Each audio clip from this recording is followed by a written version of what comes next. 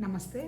మనము బ్రహ్మసూత్రాలు చదవడం కోసం ఉపనిషత్తుల సారం అర్థం చేసుకోవటం అనేటువంటి కాన్సెప్ట్ తోటి ఈ ఉపనిషత్తులు మనం కొద్దో గొప్పో అంటే పెద్ద డీటెయిల్డ్గా చెప్పటానికి ఒక్కొక్క ఉపనిషత్తు సంవత్సరాలు చెప్పిన వాళ్ళు ఉన్నారు, 2-3 నెలలు చెప్పిన వాళ్ళు ఉన్నారు. అలా కాకుండా ఏదో మొత్తం టోటల్ కాంటెక్స్ట్ ఏదన్నా అర్థం చేసుకోవటానికి ప్రయత్నం చేస్తూ ఉన్నాము. ఇప్పుడు ఇక్కడ ఏంటి మొత్తం చెప్పుకున్నాము. ఇంట్రడక్షన్ ఈసా చెప్పినప్పుడే మనం అసలు ఉపనిషత్తులు ఏంటి, వేదాలేంటి అవన్నీ చెప్పాము. ఏమైనా టోటల్గా 108 ఉపనిషత్తులు కన్సిడర్ చేస్తే 14 ఉపనిషత్తులు ఉంటే 10కి శంకరాచార్య గారు భాష్యం రాశారు. అల్టిమేట్ ఏంటి, ఉపనిషత్తుల సారం అంతా కూడా చెప్పిందబ్బా. మనకి తెలియంది ఏది ఆ మహానుభావులు ఎన్లైటన్ చేయలేదు. వాళ్ళు ఏం చేశారు, మనకి తెలిసిన దాంట్లో మనం ఎలా అవగాహన చేసుకోవాలనేటువంటి విషయాన్ని చెబుతూ తెలియంది ఒకటి ఉంది, ఆ తెలియని దాంట్లో నుంచి అంతా వచ్చింది. కాకపోతే నువ్వు అవగాహన చేసుకోవాలనేటువంటి తపస్సు లాంటి మానసిక శక్తి కనుక నీకుండి భౌతికానికి కనుక నువ్వు విలువ ఇవ్వకపోతే ఆ విషయాన్ని నువ్వు అనుభవంలోకి తెచ్చుకోవచ్చు అనేటువంటి విషయాన్ని మహానుభావులు చెప్పడం జరిగింది. ఇప్పుడు మనం ఇది 7వ ఉపనిషత్తు, తైత్రీయ ఉపనిషత్తు చదువుకున్నాం. దీని తర్వాత 7 అవుతుంది, ఇంకా 3 ఉన్నాయి. ఐతరేయ ఒకటి, తర్వాత బృహదారణ్యకం ఒకటి, చాందోగ్యం ఒకటి, చాలా పెద్ద ఉపనిషత్తులు. ఏమైనా ఈరోజు తైత్రీయంలో ఏం చెప్పారో చూద్దాం.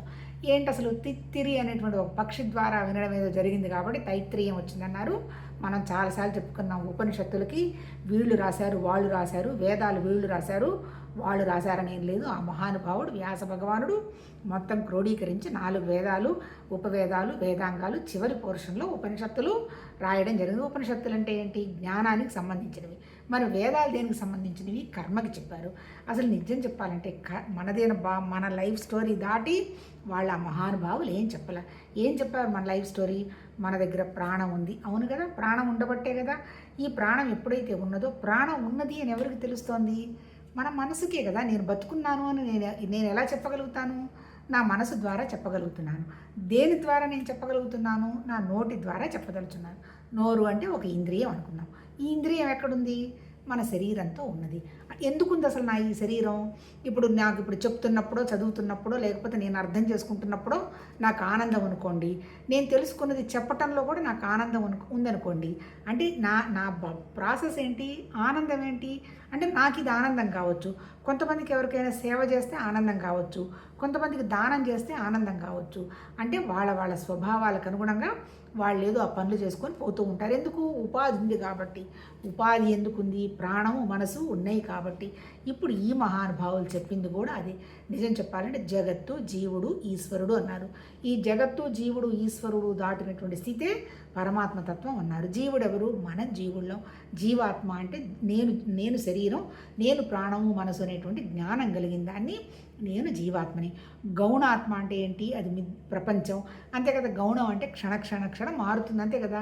మనం చిన్నప్పుడు ఒకరితో స్నేహం చేసాం, మిడిల్ ఏజ్లో ఒకరితో చేసాం, ఇప్పుడు కొన్ని విషయాలకు ప్రామినెన్స్ ఇస్తున్నాం. అంటే గౌణం అంటే మారిపోతూ ఉన్నది గౌణం. మనం ఎవరు అన్నాము, జీవాత్మలవే. దాంతోపాటు మనని మిథ్యాత్మ అన్నారు. మిథ్య అంటే ఏంటి, మిథ్యన్న మాయన్న మారిపోతూ ఉన్నది. అవిద్య వల్ల మనం వచ్చాం కాబట్టి అది మిథ్య అన్నారు. మరి జ్ఞానం ఏంటి, దాన్ని విద్య అన్నారు. ఎప్పుడు నీకు అజ్ఞాన స్థితి వస్తుంది, అజ్ఞానం పోతే అవిద్య పోతే వస్తుంది. మరి ఆ అవిద్యని, అజ్ఞానాన్ని మనం ఎలా పోగొట్టుకోవాలి, దానికి నీకు ప్రపంచానికి సంబంధించిన అవిద్య ఏంటి, నా మిథ్యాత్మకు సంబంధించిన అవిద్య ఏంటి, నిజంగా నాతోనే ఉన్నటువంటి ఆ ఈశ్వరతత్వానికి సంబంధించినటువంటి అవిద్య ఏంది అని కనుక పోగొట్టుకుంటే నేను జ్ఞానస్థితికి వస్తే ఉన్నది ఒకటి, సర్వత్రా ఉన్నది అదే, ఏకత్వంగా ఉన్నది అనేటువంటి అవగాహన వచ్చి అదే నేను అనేటువంటి విషయం వస్తుందని ఆ మహానుభావులు చెప్పారు.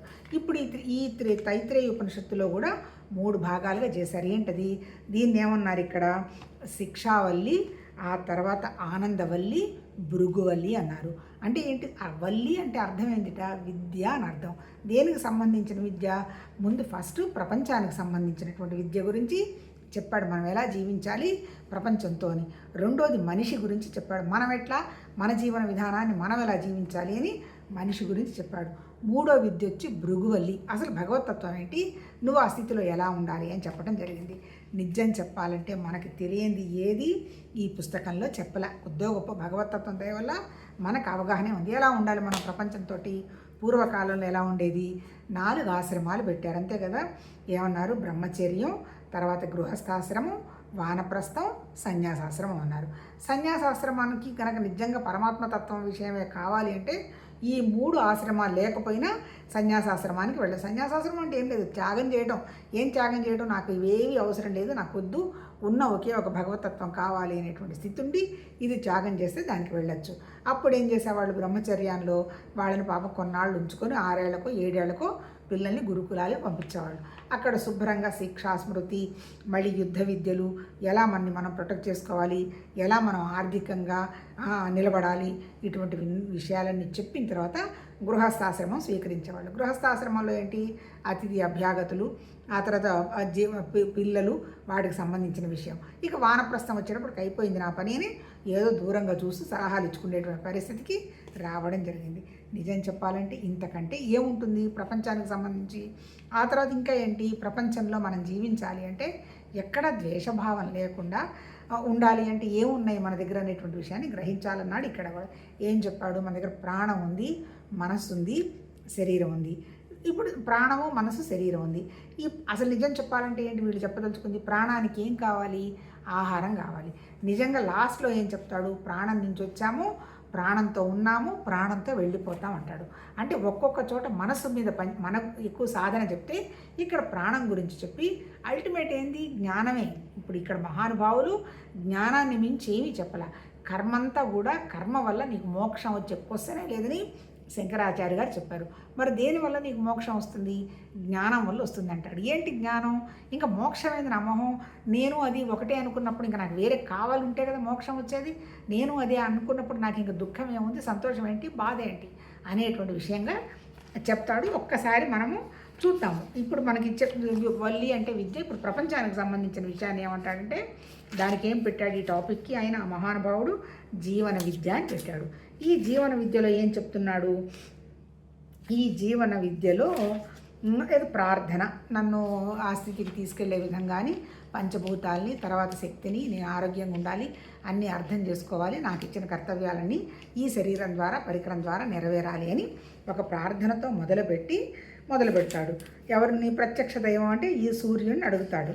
అది అడిగిన తర్వాత ఇంకొక 2వ మంత్రం వచ్చేసేసి అంటే నేను నువ్వు అంటే గురువులు శిష్యులు కూడా నెగటివ్ ఆలోచనలు లేకుండా ఇద్దరం కూడా విషయాన్ని చక్కగా అర్థం చేసుకొని మనం ముందుకు వెళ్ళాలి, మంచి భావాలు మాట్లాడుకోవాలి, మంచి భావాలు అర్థం చేసుకోవాలని చెప్తాడు 3వ మంత్రంలో. ఆ తర్వాత ఇంకోటి ఏమంటాడు? శిక్షణ 5 రకాలుగా ఉంటుంది అంటాడు. ఏంటవి? ప్రపంచం గురించి, తేజస్ అంటే మన దగ్గర ఉన్నటువంటి వెలుగు, కాంతి, జ్ఞానం గురించి, తర్వాత మనకి నేర్చుకోవాల్సినటువంటి విద్య గురించి, ఆ తర్వాత మన ద్వారా రావాల్సినటువంటి సంతతి గురించి, మన శరీరం గురించి, ఈ విధంగా చింతన ఎలా చెయ్యాలి అని చెప్తాడు. అంతే కదా, మన శరీరం, మన ప్రాణం, మన పిల్లలు, మన జ్ఞానం అవన్నీ కూడా ఎలా మనం నేర్చుకోవాలి అనే విషయాన్ని చెప్తాడు. తర్వాత ఇంకోటి ఏమంటాడు? ప్రపంచ భావాన్ని వచ్చి ప్రపంచం గురించి ఏం చెప్తాడు? కింద భూమి ఉంది, పైన ఆకాశం ఉంది, ఈ రెండింటిని కలుపుతున్నటువంటి అంతరిక్షం ఉంది అంటాడు. ఇంకా తేజస్సు గురించి వస్తే ఏం చెప్తాడు? అగ్ని సూర్యుడు కలిసిన తర్వాత తేజస్సు ఉద్భవిస్తుంది అంటాడు. పైన కనపడుతున్నటువంటి సూర్యుడు, కింద ఉన్నటువంటి అగ్ని అంటాడు. ఆ తర్వాత ఇంకేమంటాడు? విద్య గురించి ఏమంటాడు? విద్య అంటే విద్య చెప్పేవాడు, వినేవాడు ఇద్దరు కలిసినప్పుడు విద్యగా పరిణమిస్తుంది అంటాడు. అంటే ఇక్కడ ఎంత నేర్చుకోవాల్సిన అవసరం ఉందో అంత చెప్పాల్సిన అవసరం కూడా ఉంది అంటాడు. అంటే నేర్చుకున్నప్పుడు మాత్రమే కదా చెప్పగలుగుతాడు. అంటే ముందు మంచిగా నేర్చుకొని తర్వాత చెప్పాలంటాడు. ఇక ప్రాణుల గురించి చెప్పాలంటే ఏం చెప్తాడు? తల్లి మొదటి రూపం, తండ్రి తర్వాత రూపం, ఇద్దరు కలుసుకోవడం వల్ల ప్రాణం వస్తుంది, ఇద్దరిని సంధానపరిచే సంబంధి ఉత్పత్తుల గురించిన భావన ఈ విధంగా చేయబడుతుంది అంటాడు. అంటే ప్రాణం ఎలా వస్తుందంటే ఇద్దరి కలయిక వల్ల ప్రాణం వస్తుంది అంటాడు. తర్వాత శరీరం గురించి ఏం చెప్తాడు? ఇక్కడ దవడ, ఎముక అంటాడు. ఇప్పుడు మనం పైన కదిలిస్తాము, కింద కదిలిస్తాము, లోపల నాలుక ఉంటుంది. ఈ 3 సక్రమంగా ఉన్నప్పుడు మాత్రమే మనం మాటల్ని సక్రమంగా చెప్పగలము అంటాడు. అంటే ఇదంతా కూడా మనకు కనపడుతున్న విషయం అనమాట. ఇంకోటి ఏం చెప్తాడు? సంపద, గో సంపద, ఎవరైతే మాటను సక్రమంగా వాడతారో, భగవతత్వాన్ని అర్థం చేసుకుంటారో వాళ్ళకి ఏ కొరత లేదు అంటాడు. ఆ తర్వాత ఇంకొకటి ఏమంటాడు? అగ్ని స్వాహ అనే పదాన్ని ఉపయోగించడం ద్వారా, ప్రార్థనల ద్వారా సంపద, విద్య అంటే ఒక సిద్ధాంతాన్ని, ఒక భగవతత్వాన్ని నమ్మడం ద్వారా, మనం తయారు చేసుకున్నవని మనం వదిలేసేయడం ద్వారా మనకు కావాల్సిన మనం పొందే శక్తి మనకున్నది అంటాడు. ఆ తర్వాత ఇంకో ఏమంటాడు? మళ్ళీ ప్రార్థన చేస్తున్నాడు, నేను శరీరం అది ఆరోగ్యంగా ఉండే విధంగా నన్ను చూడమంటాడు. ఆ తర్వాత ఇంకొకటి ఏమంటున్నాడు, గురువుగారు ఏం ప్రార్థన చేస్తున్నాడు, ఇంద్రియ నిగ్రహం, మనసు అర్థం చేసుకునేటువంటి శక్తి, బుద్ధి వికాసం ఉన్నటువంటి శిష్యులు నా దగ్గరికి పంపించు అంటాడు. మనం అప్పుడప్పుడు అనుకుంటూ ఉంటాం గురువు దొరకటం పెద్ద కష్టం కాదు, గురువుకి చక్కగా అర్థం చేసుకునేటువంటి శిష్యుడు దొరకడం చాలా కష్టం. అంటే వాళ్ళు చాలా ఆనందపడిపోతారట, నేను చెప్పింది వీళ్ళు అర్థం చేసుకుంటున్నారు, వేరే వీళ్ళకి చెప్పగలిగినటువంటి సామర్థ్యం వస్తుంది అని సంతోషపడతారు. అలాంటి బుద్ధిమంతులు అర్థం చేసుకునేటువంటి శిష్యులు నా దగ్గరికి పంపించమని ఆయన దండం పెడుతున్నాడు. ఆ తర్వాత ఇంకోటి ఏమంటున్నాడు, తన దగ్గర ఉన్నటువంటిది ఇచ్చి శ్రేష్ఠుడు ఎవరంటే తన దగ్గర ఉండడం కాదు, తన దగ్గర ఉన్నది అవతల వాళ్ళకి ఇవ్వడం కూడా. అంటే ఏంటి, మన దగ్గర ఉన్నటువంటి విద్యను కానీ జ్ఞానం కానీ అవతల వాళ్ళకి ఇవ్వగలగడం శ్రేష్టత అంటున్నాడు. అంటే ఏంటి, ఈ రకంగా నన్ను కరుణించి నన్ను నీలో ఐక్యం చేసుకోమని నిరాకారమైనటువంటి పరమాత్మత్వాన్ని ప్రారంభిస్తున్నాడు. తర్వాత ఇంకోటి ఏం చెప్తాడు, భూర్భువస్వః నాలుగోదిగా పంచం. అంటే ఏంటి, ఈ ప్రాణము మనస్సు కాకుండా ఇంకొక అత్యద్భుతమైనటువంటి జ్ఞానం ఉంది, అదే భగవతత్వం అని ఒక మహర్షి చెప్పాట. ఆ మహర్షి పేరేదో చెప్తున్నాడు. ఏంటి ఆ మహర్షి ఎవరు ఆయన చెప్తాను. ఆ మహర్షి ఎవరు, మహాచమస్య మహర్షి అనేటువంటి ఆయన చెప్పాడటంటే ఈ 3 స్థితిలో కాదు 4వ స్థితి కూడా ఉన్నది అని. ఆ తర్వాత ఇదే చెప్తున్నాడు, భూలోకం, సువర్ణలోకం అని మొత్తం 4 రకాల లోకాలు ఉన్నాయి అంటాడు కదా. భూమి, తర్వాత ఆకాశాన్ని కలుపుతున్నది అంతరిక్షం అని చెప్తున్నాడు. ఆ తర్వాత ఏంటి, ఇంకోటి ఏమంటున్నాడు, భూమి తర్వాత ఏంటి, ఈ భూమిని ఆకాశాన్ని కలిపేది ఏంటి, వాయువు అని చెప్తున్నాడు. ఆ తర్వాత ఇంకోటి ఏంటి, వీటన్నిటి కలిపే వేదాల్లో చెప్పటం జరిగింది. ఋగ్వేదం, యజుర్వేదం, సామవేదం, అధర్వ వేదం అని చెబుతూ ప్రాణం అనేది పైకి పంపించే ప్రక్రియ, అపానం అనేది కిందకి పంపించే ప్రక్రియ అన్నీ సమానంగా నడవాలి అంటే వ్యానం, ఉదానం అని లాస్ట్ ఉపనిషత్తులో కూడా చెప్పాడు, ఇక్కడ కూడా చెప్పాడు. ఏంటి, 5 పంచప్రాణాలు, 5 ఉప ప్రాణాలు, వాటి గురించే చెప్పాడు. అల్టిమేట్ ఏంటంటే మనం ఉండడము, మన ప్రాణశక్తి కనుక పై ఆలోచన వెళ్ళి హయ్యర్ లేజ్కి వెళ్తే అది భగవతత్వం, కింద భూమికి అట్రాక్ట్ చేసుకుంటూ కనుక వస్తే మన ఇంద్రియాలు, మన కోరికలనే చెప్పడం జరుగుతుంది. తర్వాత ఇంకోటి ఏంది, ఎక్కడుంది అసలు ఈ ఆత్మ, ఎక్కడుంది భగవతత్వం ఎక్కడుందంటే నీ హృదయంలోనే గుహ్యంగా ఉన్నది.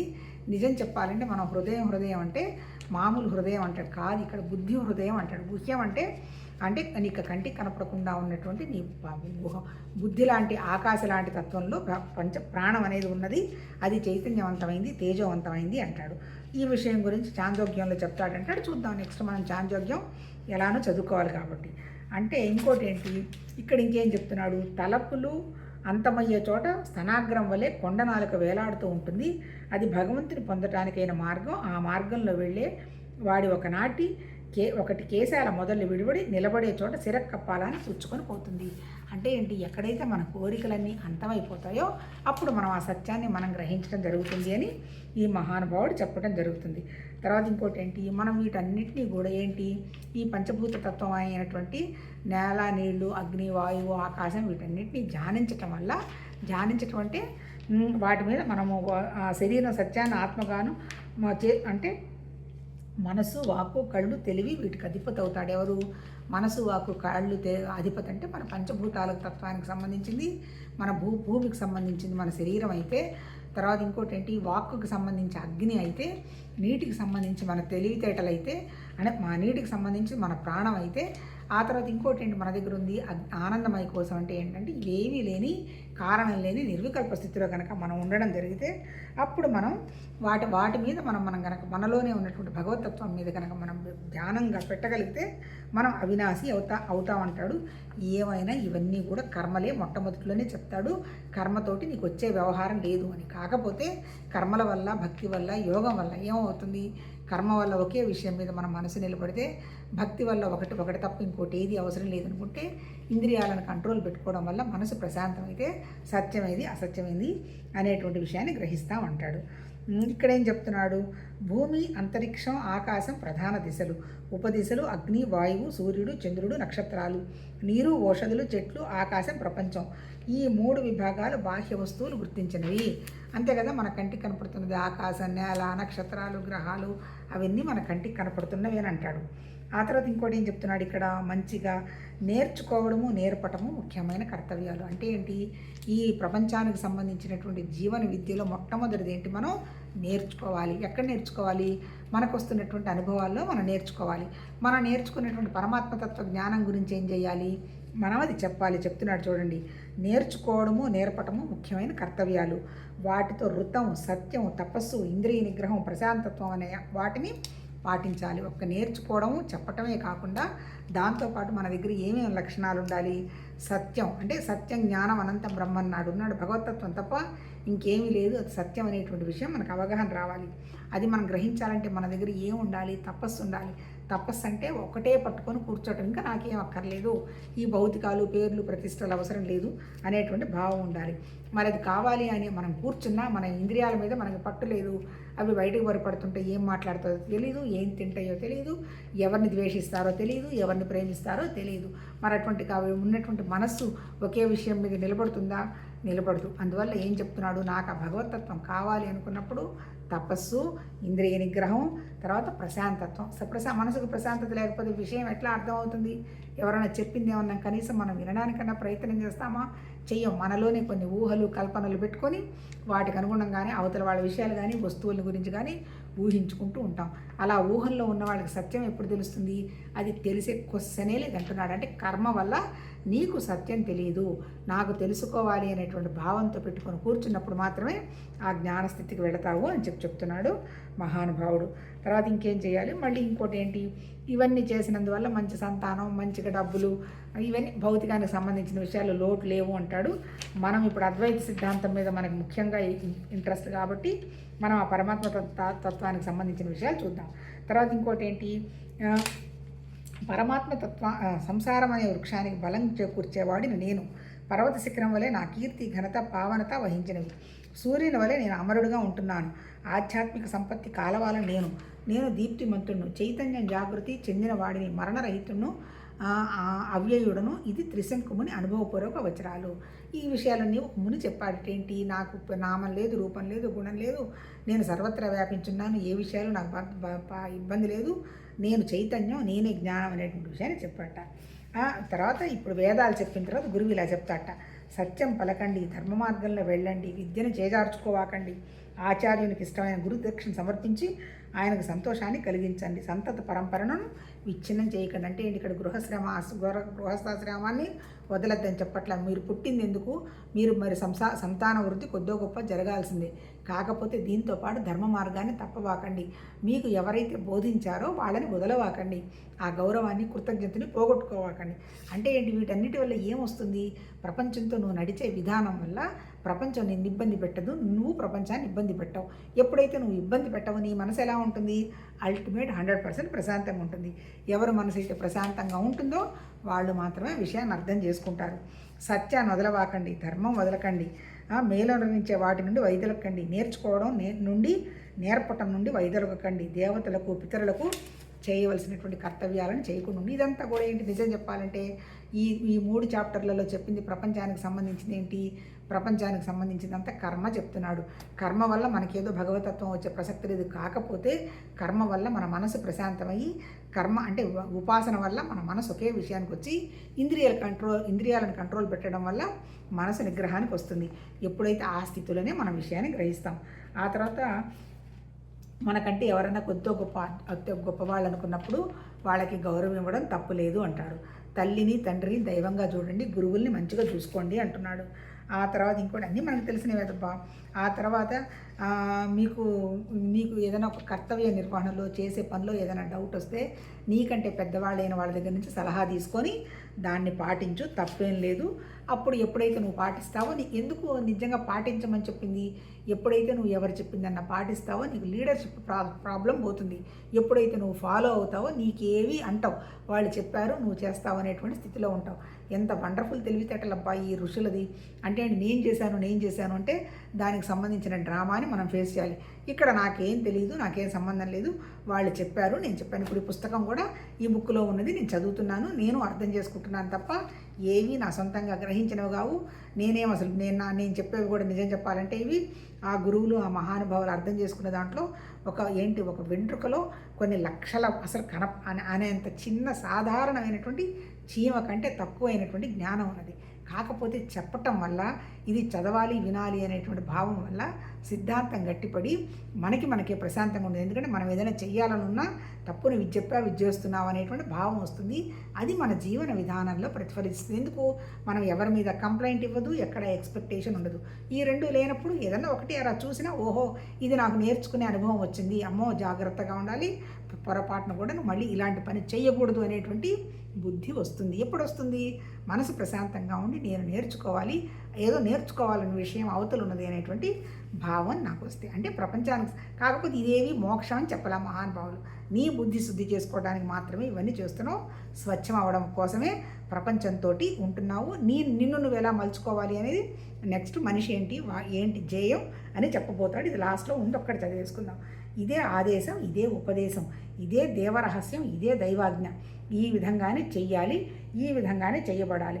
చాలామంది ఏమంటారు, నాకు ఇనిషియేషన్ ఇస్తామండి, నేను దీక్ష ఇస్తామండి, అది ఇస్తామండి, ఇది ఇస్తామండి అని చెప్తుంటారు. ఒక్కొక్క చోట ఒక్కొక్క రకంగా దీక్ష ఇస్తారు. ఒకళ్ళు శక్తిపాతం అంటారు, ఒక చెయ్యి పెడతారు, ఒకళ్ళు కంటితో చూస్తారు, ఏదేదో ఒకళ్ళు మంత్రం ఇస్తారు, ఒకళ్ళు చెవులో చెప్తారు, నానా రకాలుగా ఉంటాయి.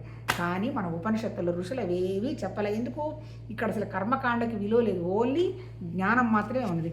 ఇప్పుడు ఇక్కడ ఏం చెప్తున్నాడు మహానుభావుడు? ఇదే ఆదేశం. ఏంటి ఆదేశం? నీ ప్రాణాన్ని, నీ మనసుని, తర్వాత నీ శరీరాన్ని ఇవన్నీ శుద్ధి చేసుకొని ఏ ఆలోచన లేని స్థితికి నువ్వు ప్రాణాన్ని, మనసుని నిలబెట్టుకోవడమే ఆదేశం. అంతకంటే ఇక్కడేమి బోధనలు, తర్వాత ఇనిషియేషన్లు ఇవేమి చెప్పటల్లా. ఇదే ఉపదేశం. దీని ఉపదేశంగా తీసుకొని ఏంటి? జ్ఞానస్థితిని పెంచుకోవాలి అంటే శరీరాన్ని ప్రపంచానితో ఎలా మనం ఉండాలి అని.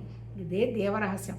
అంటే ఏంటి? ఇది నీకు అర్థమైందనుకో, ప్రపంచంలో ఇంకా బ్యూటిఫుల్గా ఉంటుంది లైఫ్. ఇదే దైవాజ్ఞ. అంటే అది అర్థం చేసుకోవడానికి మనం ప్రయత్నం చేయాలి, ఈ విధంగా చెయ్యాలి, ఈ విధంగానే చెయ్యబడాలి అనేటువంటి విషయంగా ఈ జీవన విద్య గురించి ఫస్ట్ చాప్టర్ చెప్పాడు. రెండోది ఏంటి? మనిషి అంటే ఆ మనిషికి సంబంధించిన విషయం రేపు చెప్పబోతాడు. రేపు అది చదువుకుందాము.